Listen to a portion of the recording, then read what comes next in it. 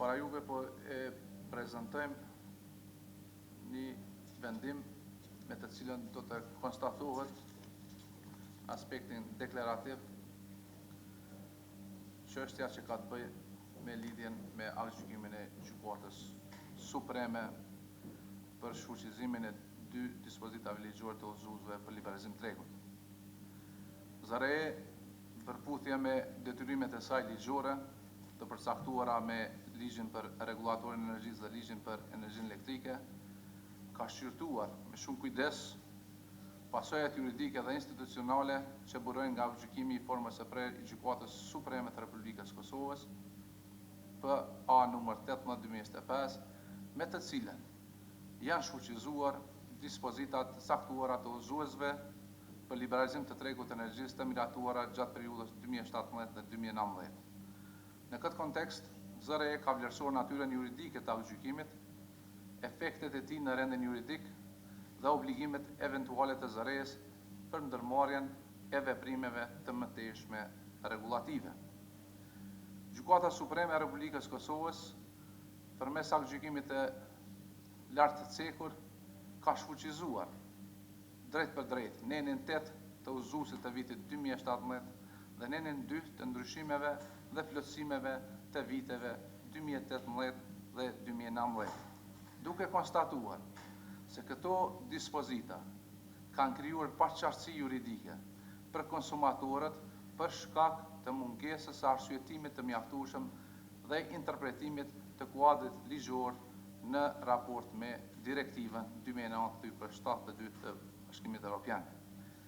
Në arsyetimin e aktgjykimit, veçanërisht në faqen 32, Gjykata Supreme ka bërë interpretim të detyrueshëm të nenit 37 paragrafi 2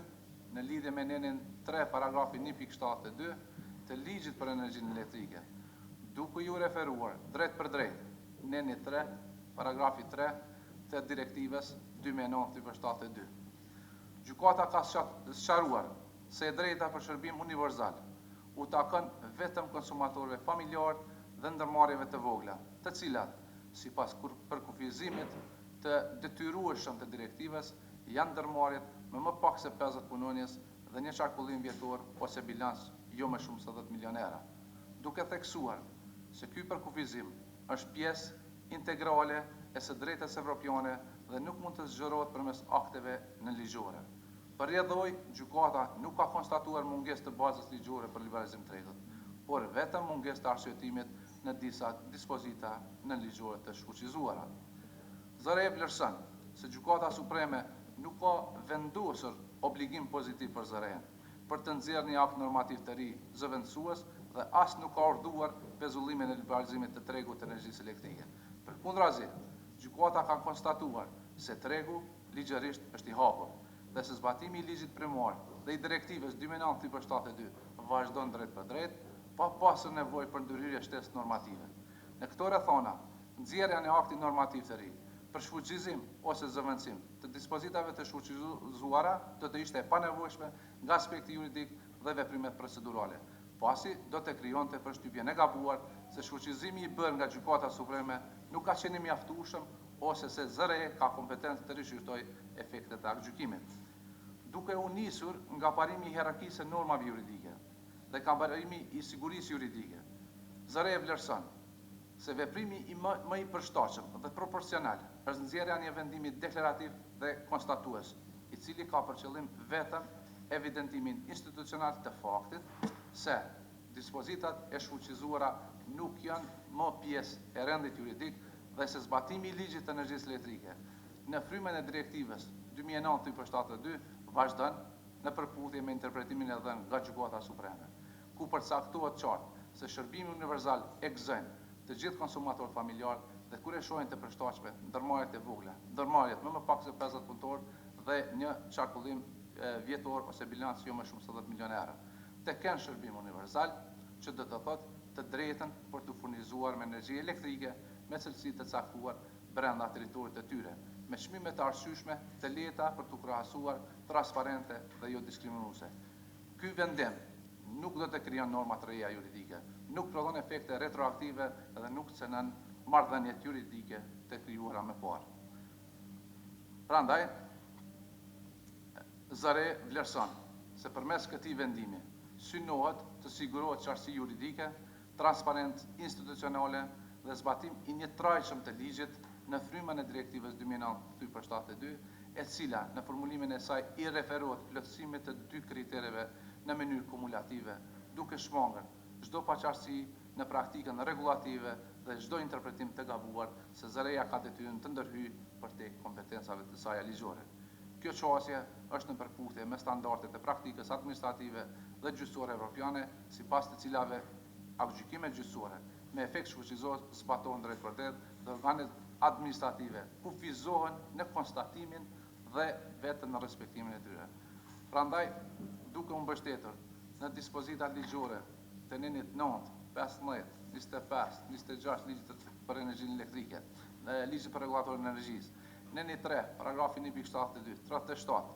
nenit 64 par 2 të ligjit për konfliktet administrative, aktgjykimin e Gjykatës Supreme të Republikës Kosovës, detyrimet institucionale për të garantuar siguritë furnizimit, transparencë, mbrojtjet e konsumatorit dhe funksionit të qëndrueshëm të tregut, direktivën 2009/72,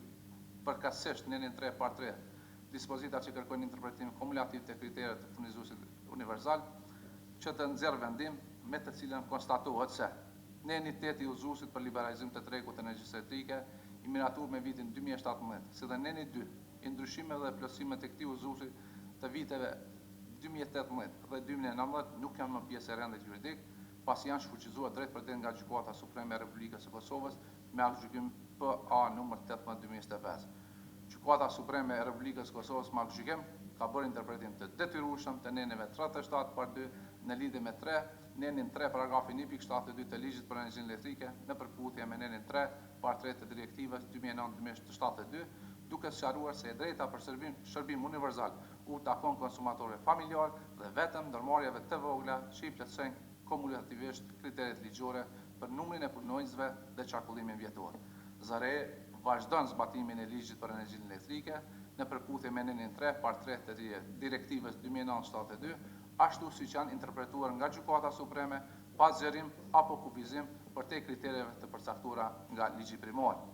Ky vendim është deklarativ dhe konstatues në natyrë dhe nuk krijon, ndryshon apo shfuqizon të drejta ose detyrime të reja për konsumatorët apo pjesëmarrësit në treg. Ky vendim nuk ka efekt retroaktiv dhe nuk ndikon në vlefshmërinë e marrëdhënieve juridike të krijuara në bazë të legjislacionit në fuqi. Ky konstatim bëhet vetëm për qëllim të qartësimit institucional dhe transparencës juridike, pa krijuar efekte të reja normative. Faleminderit. Faleminderit zoti Misini, atëherë po e hapi për diskutim për bordin. Nëse s'ka, atëherë kush është për? Atëherë konstatoj që me 5 vota për, asnjë kundër, aprovohet edhe ky vendim që në një farë, siç është prezantuar edhe prej Departamentit Ligjor, është zbatim ose konfirmim i zbatimit vendimit të Gjykatës Supreme sa i përket udhëzuesit i cili vetëm se ka qenë i shfuqizuar që nga viti 2021, mirë po është konstatuar edhe nga Gjykata Supreme me pezullimin e këtyre neneve të këtij udhëzuesi. Meqense se tani do të kalojmë në shqyrtimin, vazhdon mbledhja e bordit dhe do të kalojmë në shqyrtimin e ankesave të konsumatorëve, i lutem mediat që të na lirojnë sallën për shkak të mbrojtjes së privatësisë së konsumatorëve.